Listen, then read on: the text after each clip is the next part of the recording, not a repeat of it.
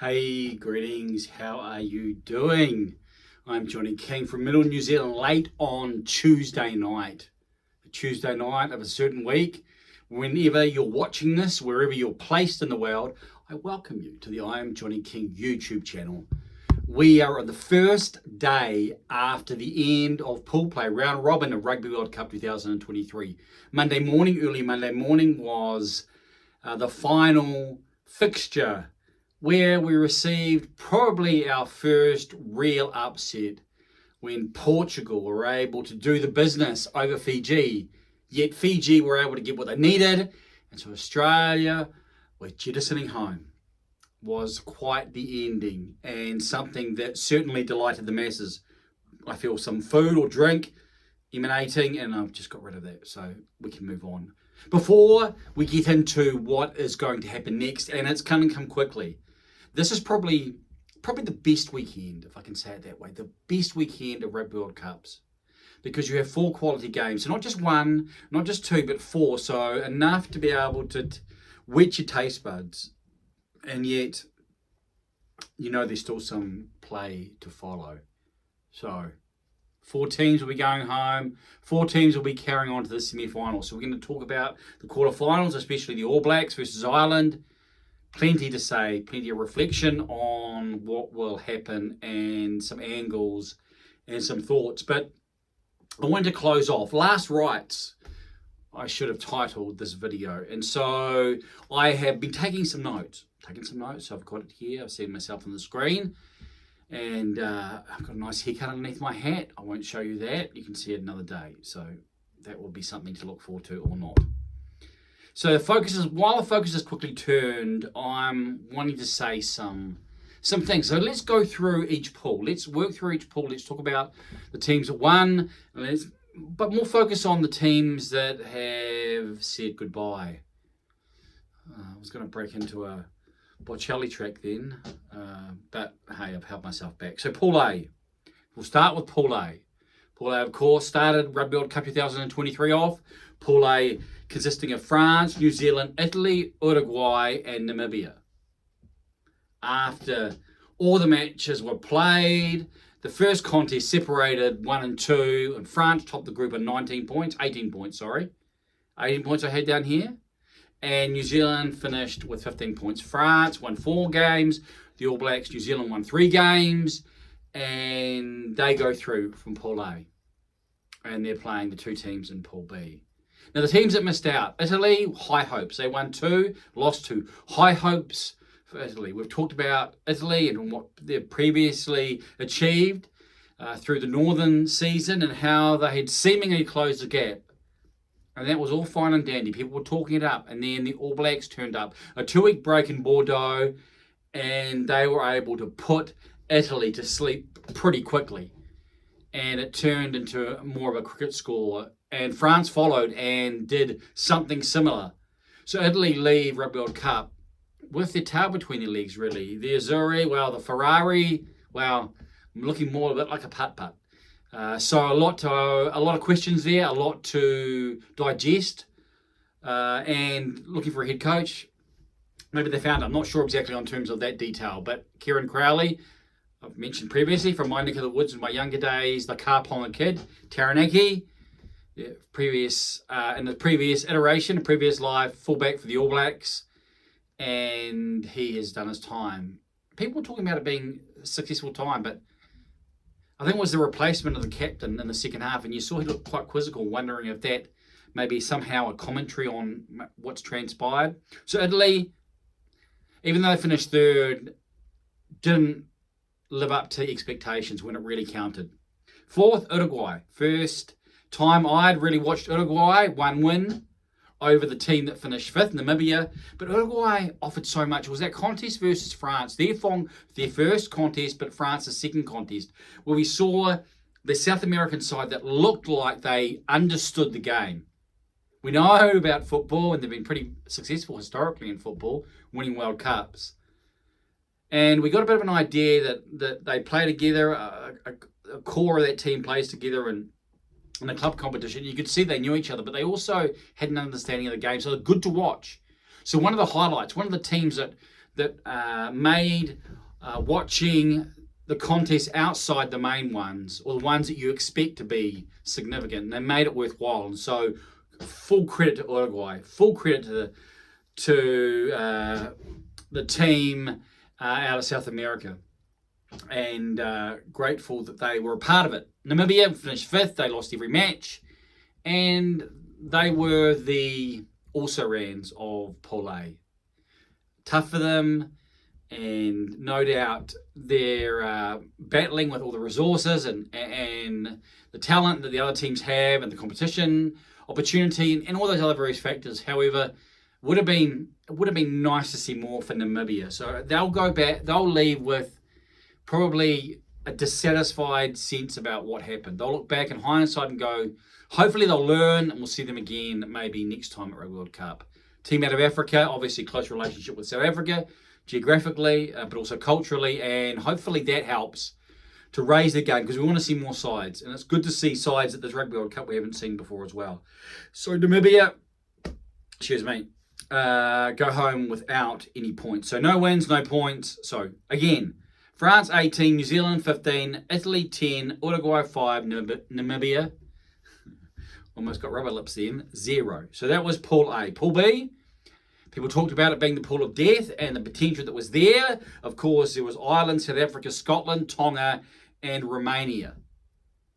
And for that one contest, the pool lived up to the talk beforehand. And we saw with South Africa and Ireland, South Africa, a contest of two juggernauts, two irrepressible forces, two immovable objects, two sides that understand what they're about and were willing to put their bodies on the line. And so it was compelling. Probably decided by the boot, one kicking the goals, the other one not. And so Ireland were able to win that contest, which meant they would win and top the group. Not losing a contest, the one at the end, but with Scotland, well, that turned out to be a bit of a wet squib, didn't it? So they finished on 4 wins, 19 points. South Africa were 3 wins and 15 points. Third, Scotland, 2 wins and 10 points. Scotland the brave, Scotland the bold, Scotland what could have been. People talk about maybe if they'd been in Pool D, we can think about that and maybe project. If they'd have been in with England and Argentina, or maybe with England instead of Argentina, then it could have been different for the Scots. That first half versus South Africa, you're thinking that they're in this. I think it was 6-3 the score.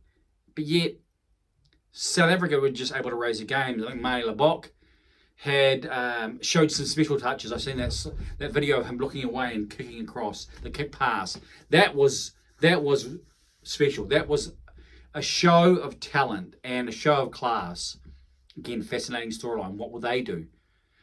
We haven't really talked too much, but we'll get into that. What will South Africa do? Some big questions with the Handre of Pollard and Lucanio and AMPM. He's every day. He's all day. So what will they do in 10 and 13? Big question marks, big opportunities, big contest versus the host. So we've jumped back to South Africa, but we're moving on back to Scotland. So Scotland, talk with the Celtic neighbours and maybe being able to do something. The South Africans were a bit worried. What they, whispers, let's do something here and let's kick out South Africa. Didn't eventuate. Ireland dominated Scotland in the first half, and it was over by half time, really. So Scotland will be thinking about maybe if the draw was at a different time, and it'll be hard for them. In one sense, it's probably realistic where they finished. Yeah, they're 5th in the world, I think they're on the ranking. So, but South Africa and Ireland are above them. And so it's not like they haven't necessarily fallen short. However, they would have wanted, I think when the opportunity arrived, then they didn't take it with the type of grasp that they showed or they indicated beforehand. I saw them versus France in the lead up, again, warm-up matches, but they definitely showed something. So Scotland finished on 10 points. Tonga, well, out of my neck of the woods, and I was looking forward to Tonga. I was looking forward to seeing guys like Charles Piutau, who a little bit of a connection there with I'm Johnny King back in the good old days. We gave away his debut Super Rugby socks on the blog online, so that was something nice to be able to do. Got other individuals as well, like Malachi Fekitoa, excuse me, and they had some coming in. Vaifafita, and one that I was disappointed didn't make the All Blacks. I think he should have been picked. Ben Tamafuna, also good. He had a really good World Cup. So Tonga had some really good individuals. I was unfortunate beforehand with George Moala, and it seemed like they just need more time. They need more time together. I'll say the same thing about Samoa, but these sides that at the end they just like they were beginning to take off. Yes, it was Romania, so they got one win. They ended up on 5 points, but needed more time. That's going to be a recurring theme. I've got to actually have taken notes here, but I haven't really referred to them about each of the teams.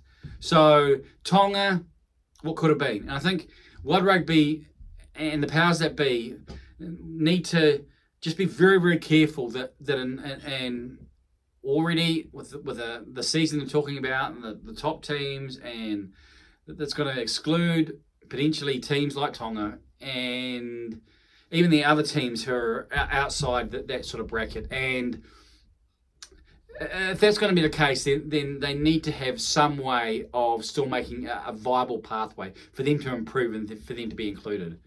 World Rugby doesn't want to follow Super Rugby and begin to cut up the international calendar as such that people lose interest because it just loses its integrity. And people get annoyed and naffed off that somehow why are these teams not involved and these nations not involved. So Tonga, yeah, disappointing. You have to be honest and say it was disappointing, but I don't think it's all down to their form or their ability or their talent. Maybe it's obviously down to their form. So maybe we'll scrub that part off. But I think there are other extenuating circumstances. What I'm trying to say, and those things need to be figured into the future so that when they come, and again, I'm going to say about Samoa, I like sort of an interlocking, interweaving tournament beforehand, because I think that if these teams had like 3 or 4 matches leading in and consequential matches, then they'd be much more readied. Even if they have warm-ups, they need to be more consequential so that they're actually being forced into a corner and so that they can purr. And of course, Romania. And I heard about Romania and read some stuff about Romania in terms of changing and maybe in the coaching structure and that impacting. I hadn't seen much of them beforehand. Romania, for me, are one of those sides back from 1987, back in the beginning time. So they've been around in the rugby area and in the rugby code and the rugby context. And for me, that says something about the failure of rugby to really open the doors to Romania. Again, in an area of the world that rugby's not played necessarily as much or at that significant level, and so rugby wants Romania to flourish and they want to provide pathways, and France are good for individuals and they offer opportunities, but something at the international. So Romania, no wins, no points, disappointing. Pool C, wow, we thought Pool C and Pool D were actually going to be the two. In fact, we thought Pool D would be probably the most competitive, and maybe Pool C turned out in the end because we saw something from the 4th and the 5th teams that we didn't necessarily project, at least with one of them anyway. I think for me, the team of the pool play, again, taking out the teams that are carrying on because they're still a part of it, but the team of the pool play are from Pool C. So Pool C, we want to know who was involved. I'm sure you know who was involved. But Wales, Fiji, Australia, Portugal, and Georgia. We thought, Wales, Fiji, and Australia. They could each beat each other. And that's what, and that's almost what transpired, I was going to say. Almost, because Wales were able to work that. So Wales won 19 points. Fiji, 2 wins, 11 points. Other 2 teams, 2 nations who have gone through the knockouts. Again, we thought potentially. And when we saw the Wales, Fiji, and we can talk about what transpired, what happened, whether or not the officials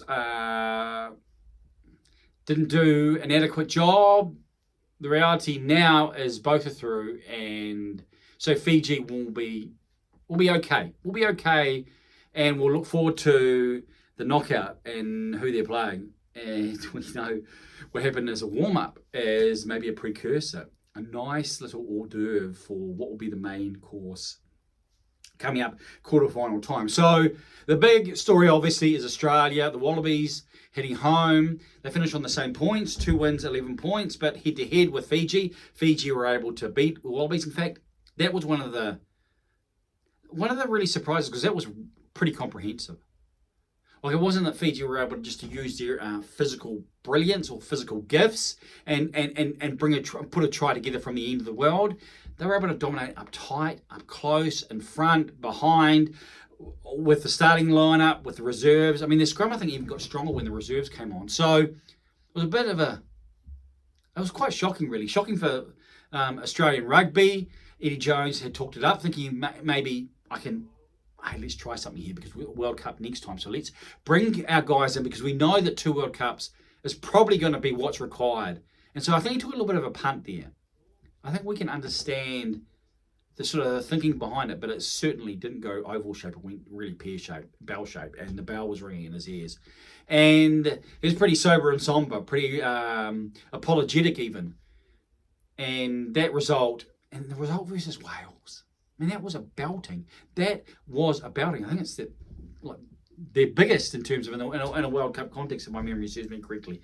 So Australia, plenty to consider, plenty to think about. Rugby needs Australia to be strong. This part of the world needs Australia to be strong. So it's incumbent on all of us to consider and to think, and those who make the decisions to reflect and discuss and try and seek a way forward for Australian rugby, battling that context where rugby league, Australian rules, football, and the winter codes, and then all what's happening with the summer codes as well. But it's a pretty difficult market to try and build and flourish. Some nations, some contexts don't really grasp rugby league and the challenge that can be. Australia have that. New Zealand has it as well, when you think of how many players play rugby league and what they could do in the union code if there was just one rugby code. A nation like South Africa doesn't really have that. So it hasn't been an issue, but it hasn't been an issue for New Zealand, I should say. But for Australia, it's always an issue. We lose players, but we've tended to have more. They come in their schools, they get picked up, the clubs come over and scout them and bring them over to the NRL rugby league clubs pretty young, and some stay. And the Wallabies are they're talking to some, obviously signed a big name, Suali, I think the Australians like to pronounce it. However, it is one of those realities that they're going to have to live with. So rugby needs to do something. So Australia, pretty shocking. They went home. Now, it came down to the last clash. Fiji needed to get 1 point versus Portugal. Portugal 1 win, 1 draw, 2 losses, 6 points. Portugal, the team of pool play for mine. Again, not taking into account the other teams, they showed so much. I had a contact on social media saying he thought that I would like them. And you're thinking, okay, Portugal, football, Ronaldo. You've seen Portugal and they have been successful in football. But didn't they show it in rugby? Portugal would be a great place to go. To go and watch a test match, wouldn't it? Just the diversity, the difference in the culture. However, the rugby they play, not only, I mean, what did I put down here? I put down here imaginative, skilled, and tough. A wonderful combination. So that you often see, like, teams can throw the ball around. They can look imaginative. They can be open, and they can air it out, and they can be creative. But then they don't often have the toughness. And Portugal had those facets, and watching them was a delight. Watching them versus Wales and that contest there, watching them versus Georgia and coming back, and they could have had 2 wins. Missed kick at the end, and they should have had. That was a mistake from one of their players that allowed Georgia to get a penalty kick for the corner and then maul it over. So that was a draw with Georgia, and then they were able to win versus Fiji, and that was wonderful. That was wonderful for them, wonderful for rugby, and should be a marker. I mean, World Rugby, how can we help these teams? Well, I think the bigger nations like New Zealand, like the Springboks, like England, these bigger nations like France can send A teams to places like Romania, places like Portugal, places like Georgia, places like Chile, places like Uruguay, and because one, they have the talent. Two, and we then open the TV market. So we don't get to see the European. We get the Pacific Nations Cup in New Zealand. So Fiji, Tonga, Samoa, Japan type interaction, and that's at a certain level. And so I know, again, social media. Speaking with someone in Europe, they get, I think, a European Nations Cup or some European Rugby Cup or whatever. Some tournament that involves Germany and I think Romania and Georgia. Those nations.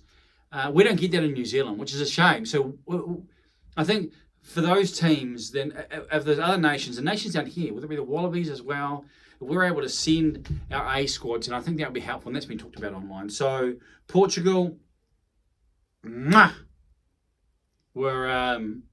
wunderbar. Georgia, we know about Georgia.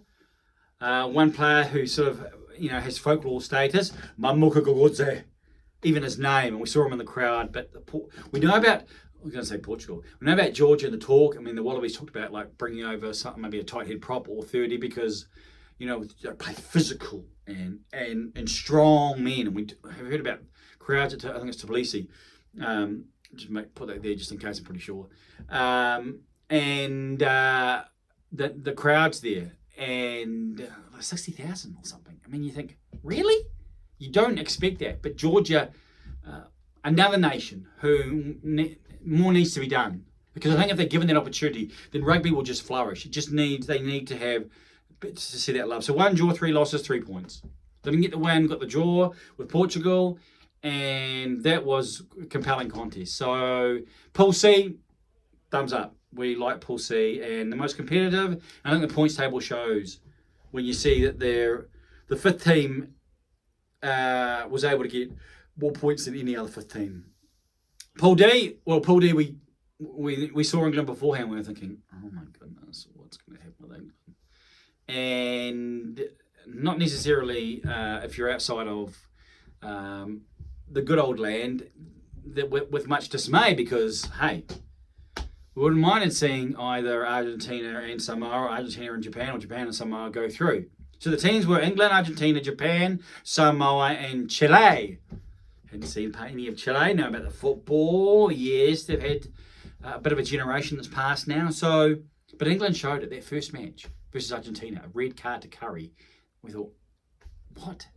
Could it get any worse? And yet, they came through. That was, in one sense, that was the required conditions. That almost like, wake up, England! And that was what they needed to wake them up. And they showed, press with George Ford, how he was able to manufacture points. And you've got to give them credit. Even though the last one was like, oh, what's happening here? And Samoa, I think, deserved to win. They still won all their games, finished on 19 points. Argentina finished on 14 points. Their last contest was wonderful to watch. Stayed up and watched it. And the crowd was into it. The sun was shining. And Japan and Argentina really showed. And so it was encouraging. And Argentina came through after the first contest. You wondered, but they were able to put the performances on. The 3 wins, 14 points, England 4 wins, 19 points. So those two teams, two nations, qualify and make the quarterfinals, make the knockouts. And the teams that didn't make it, well, Japan. Japan 2 wins, 2 losses, 9 points. You have to say Japan, I think it was a good tournament for Japan. 2019 hosting, and they made the knockouts. And so although this is a step back in terms of the tournament structure, I think considering they looked a bit flat leading in, then they performed.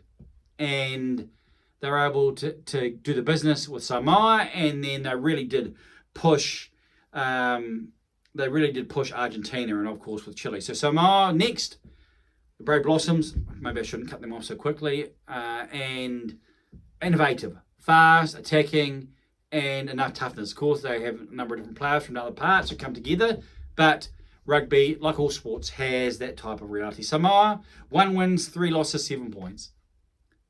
I think Samoa, what I said about Tonga applies, maybe even more so to Samoa. It took time to get into it, that last contest. Yes, some personnel changes. I think Lima Sopoaga should have been starting.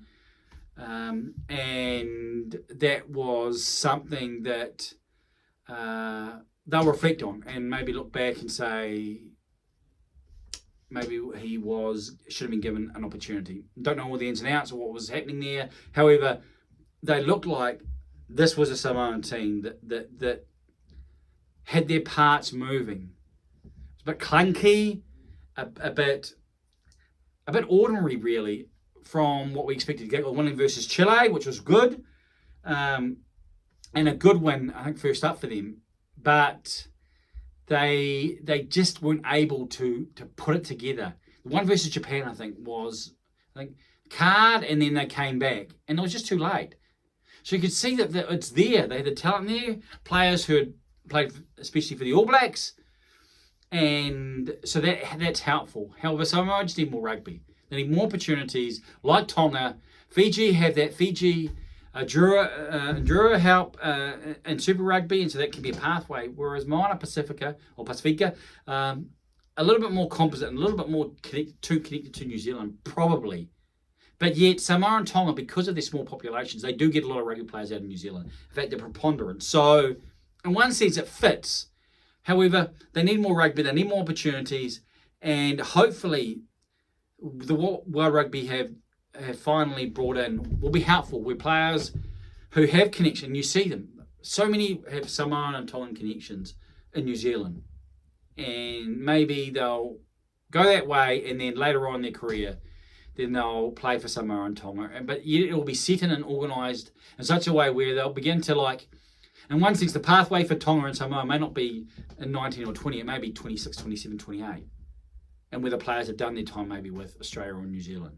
Maybe that's how it will transpire. So Samoa, again, close connection with New Zealand, and so wanting much for Manu, but didn't see it until the last contest, and it didn't turn out as England were able to sneak it home. Chile, well, I was excited about Chile after the first contest against Japan. They're another side that I want to watch them. The crowd, passionate crowd.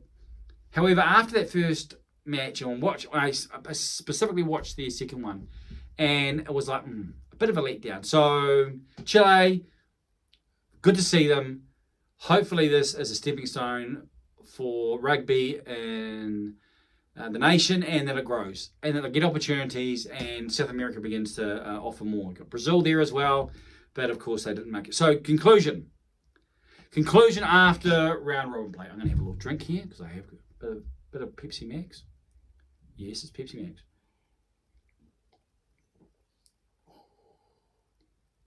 Fortunately, I'm not wearing a mic, otherwise there could have been sound effects here. So conclusion after round robin play. Rugby World Cup 2023. What do we think? What do you think? How do you, if you're watching this a long time after, it may be hard to sort of gauge because you'll have the full flow. And where your team finished up, where your nation finished up, where the team you supported finished up, probably will impact how you view it.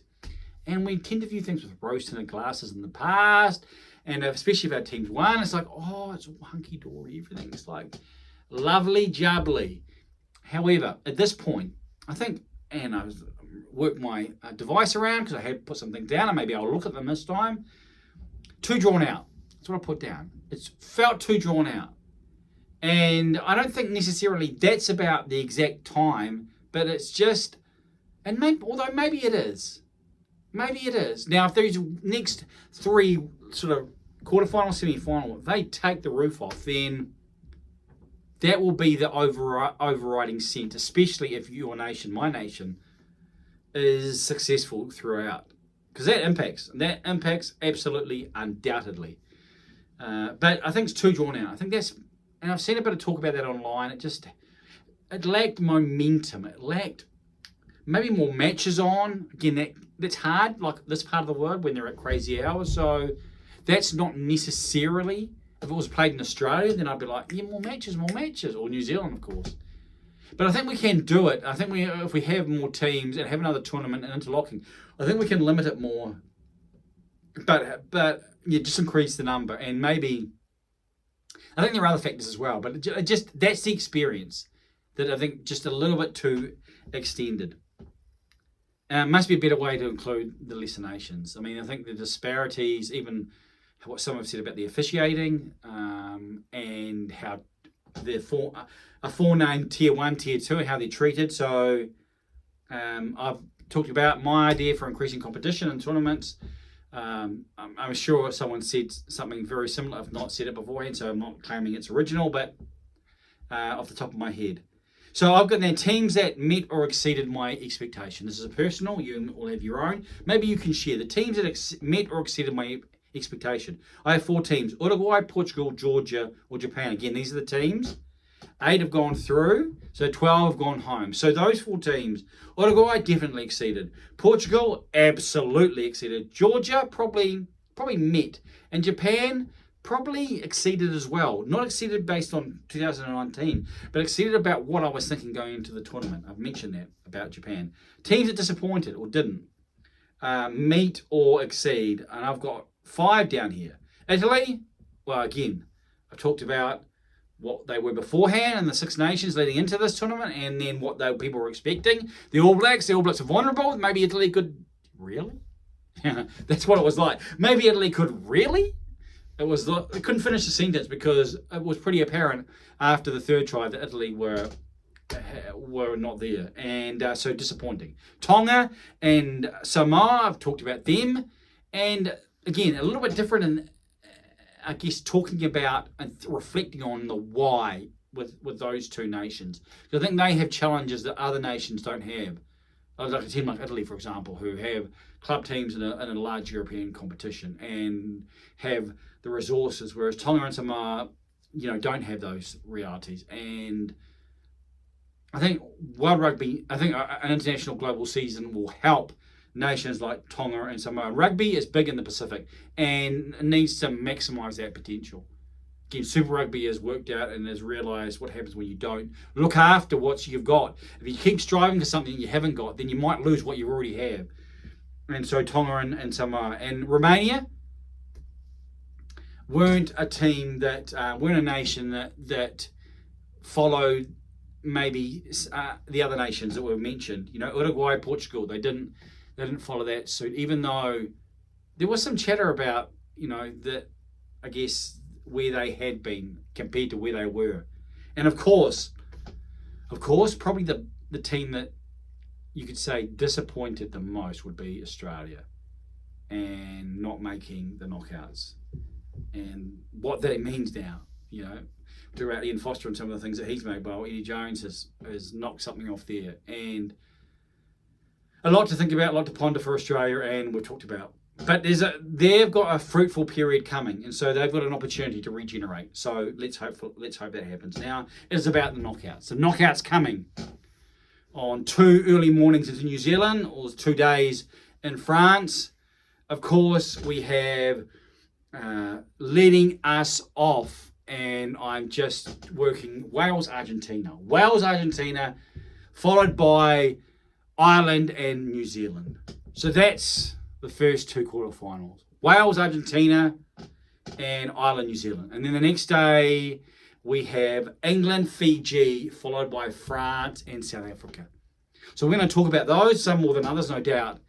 But what did you think? We won't spend much time or any time because this has already been a really long video. But what did you think about round robin play at Rugby World Cup 2023? What was your experience, or what's your reflection at this point on what has been? Have you enjoyed it?